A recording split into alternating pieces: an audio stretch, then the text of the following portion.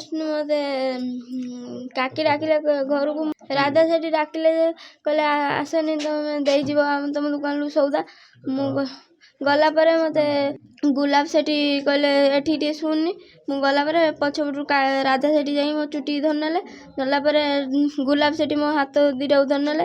ଧରିକି ମୋ ହାତ ଗୋଡ଼ ବାନ୍ଧି ଦେଇକି କାର ଭିତରେ ବସେଇଦେଲେ। ବସେଇଦେଲା ପରେ ନେଇଗଲା ପରେ ତିଡ଼ିର ସେ ଓହ୍ଲେଇଲା ପରେ ତିଡ଼ିର ମୋତେ ମାରିଛନ୍ତି, ଧମକେଇଛନ୍ତି ତୁ ବାହା ହେବା ପାଇଁ। ମୁଁ ମନା କରିନି ଯେମିତି ମୋତେ ମାରିଛନ୍ତି। ମାରିକି ତାପରେ ନେଇକି ଗଲେ ଷ୍ଟେସନର। କେଉଁ ଷ୍ଟେସନ ସେ ଷ୍ଟେସନ ନାଁ ମୁଁ ଜାଣିନି।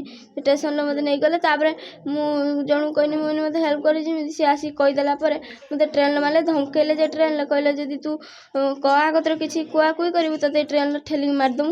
ଆଉ ମୁଁ ସେଇଠୁ କାହାକୁ କିଛି କହିଲିନି ଡରେ ମାରେ। ତାପରେ ନେଇଗଲେ। ତାପରେ ଦିଲ୍ଲୀରେ ଓହ୍ଲେଇଲା ପରେ ତାପରେ ଛାତ ବି ମୋତେ ପୁଣି ଧମକେଇଲେ। ଓହ୍ଲେଇଲା ପରେ ରୁମ୍କୁ ନେଇକି ହାତ ଗୋଡ଼ ସେ ବନ୍ଧା ହେଇଥିଲା ସେ ରୁମ୍ ହାତ ଗୋଡ଼ ବାନ୍ଧି ତାପରେ ରୁମ୍କୁ ନେଇଗଲା ପରେ ରୁମ୍ର ମୋତେ ପୁଣି ପଚାରିଲେ କହିଲେ ତୁ ବାହା ହବ ନା ଇଏ କରିବୁ ନା। ଧମକେଇଲେ। ମୁଁ ମନା କଲା ପରେ ବି ମୋତେ ମରାଧରା କଲେ। ତାପରେ ମାରିକି ମୋ ମୁଣ୍ଡ ଫଟେଇ ଦେଇଛନ୍ତି। ଆଉ ମୋତେ ଚେଙ୍କା ଦେଇଛନ୍ତି ମୋ ଗୋଡ଼କୁ। ତାପରେ ମୋ ନାକର ସାନିଆ ମିଞ୍ଜା ନେଇଯାଇଛନ୍ତି। କାନଫୁଲ ନେଇଯାଇଛନ୍ତି। ପାଉଁଜି ନେଇଯାଇଛନ୍ତି।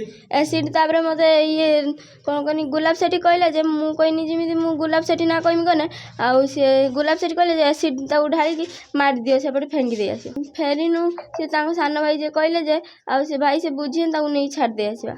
ଆଣିକି କେଉଁଠି ବାଇପାସ୍ କତିର। ତାପରେ ସେଇ କ'ଣ କହନି ଗୁଲାବ ସେଠି ଆଣିକି ରଖିଥିଲା। ତାପରେ ମୋ ବାପାଙ୍କ କତିକି କଲ୍ କଲେ। ମୋ ବାପା ଯାଇକି ନେଇକି ଆଇଲେ ଥାନାରୁ। ପୁଲିସ୍ ନେଇକି ନେଇକି ଆଇଲେ। ବୁଧବାର ରାତି 6ଟା ବେଳେ ଆମ ଦୋକାନ ପାଖରେ ଆମେ ମାଆ ଛୁଆ ସବୁ ଥିନୁ। ମୁଁ ରୋଷେଇ କରିବା ପାଇଁ ମୁଁ ଯାଇକି ଘରକୁ ଗନି।